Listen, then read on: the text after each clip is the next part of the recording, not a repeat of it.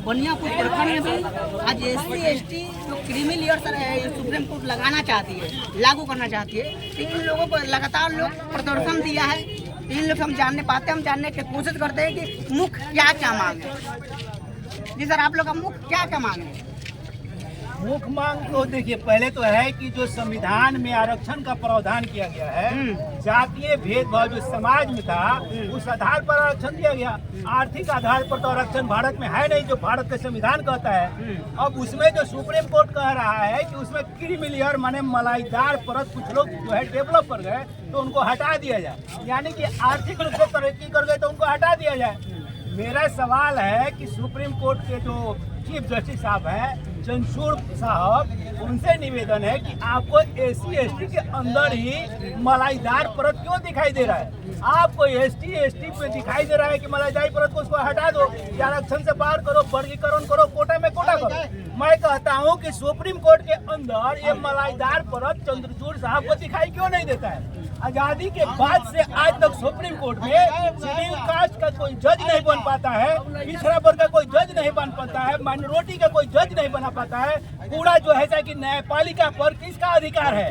कौन कब्जा करके रखा है लोग भारत में? सारे सवर्ण तबका का लोग भारत के न्यायपालिका पर कब्जा करके रखा है। इस देश की जितनी मिनिस्ट्री है, इसके मिनिस्ट्री में कितने सेक्रेटरी हैं अनुसूचित जाति और अनुसूचित जनजाति का, माइनॉरिटी का, सारे सीटों पर जो है कि सवर्ण तबका का लोग कब्जा करके रखा है। सर एक बात बताइए, अगर मेरा 2 हाथ है, एक हाथ मेरा लंबा हो जाए, एक हाथ मेरा छोटा, सफलता के चिन्हासी नहीं है, तो विकलांगता के चिन्हासी है ना सर? बिल्कुल बिल्कुल, आपने सही कहा कि विकलांगता की चिन्हासी है। और ये विकलांगता मुझे लगता है कि केंद्र की सरकार जो मोदी सरकार है, इस विकलांगता को भारत में आजादी के 75 साल बाद ही नहीं, इस पूरे SC/ST समाज को विकलांग बनाकर रखना चाहता है। इसलिए आरक्षण में षड्यंत्र के तहत क्रीमी लेयर लाया गया है। कुछ लोगों को आरक्षण मिलने के कारण वो लोग काफी लोग बढ़ गया है, कुछ लोग आरक्षण नहीं मिला है, वहाँ तक जाता ही नहीं है। लोग आज भी खेत में काम करते, पढ़े लिखे लोग आज भी खेत में काम करते हैं। क्या उन लोगों के पास में आरक्षण नहीं पहुँचना चाहिए?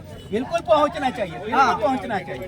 दिक्कत कहाँ है कि सरकार ये योजना नहीं बनाती है कि खेत में काम करने वाले मजदूरों के पास में आरक्षण का जो फायदा वो कैसे पहुंचे, है कि इस तरह का प्लान नहीं है। ये प्लान है कि आरक्षण को खत्म कैसे कर दिया जाए, ये प्लान है कि नहीं? सरकार को ये प्लान, मैं कहता हूँ सुप्रीम कोर्ट को ये कहना चाहिए कि जो वाल्मीकि समाज के लोग हैं, अनुसूचित जाति वर्ग में आते हैं, वो गटर साफ करते करते उनका पीढ़ी गुजर गया, उनका आर्थिक तरक्की नहीं हुआ। तो सुप्रीम कोर्ट को उनकी आर्थिक तरक्की के लिए कि उनको जो है कॉन्ट्रैक्ट बेसिस पर रखा जाता है। इस भारत का सबसे बड़ा काम करता है तो वाल्मीकि समाज झाड़ू से लेकर के मैला ढोने तक का काम करता है, गटर साफ करता है। तो सुप्रीम कोर्ट को और केंद्र की मोदी सरकार को यह क्यों नहीं दिखाई देता है कि सबसे बड़ा काम करने वाले को सबसे बड़ा तनख्वाह उस वाल्मीकि समाज को दिया जाए?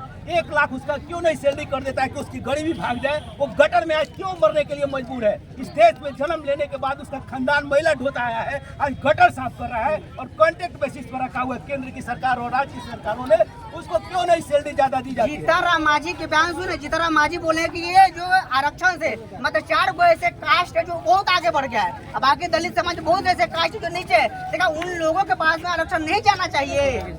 जीतनराम मांझी को पहले जाकर पूछिए उनका जन्म किसमें हुआ है?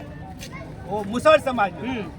अगर जीतनराम मांझी ईमानदार हैं, इस देश के ईमानदार नेता है, आज के केंद्र के सरकार में मोदी सरकार में मंत्री हैं, अगर उनका आर्थिक तरक्की हो गया है मुसहर समाज में, सबसे पहले उनको मिनिस्ट्री से इस्तीफा देना चाहिए और गया के आरक्षण लोकसभा से इस्तीफा देकर के जनरल से चुनाव लड़ना चाहिए।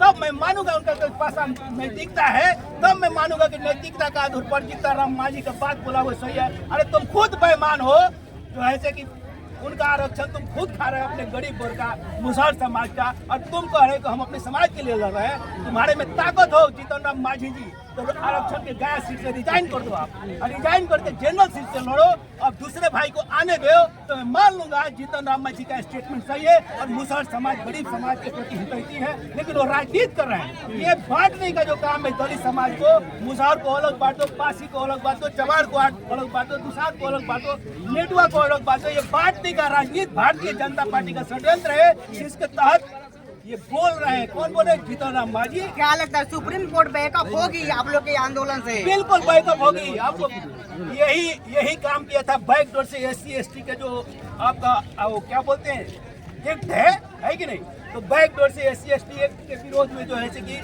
केंद्र सरकार ने क्या किया था, उस पर कुछ संशोधन करने की कोशिश किया था। पूरा भारत का दलित समाज 2 अप्रैल 2018 को ऐसे जाम था बोनियापुर, जैसे आप देख रहे हैं, ऐसे ही जाम था पूरा बोनियापुर और पूरा भारत जाम था।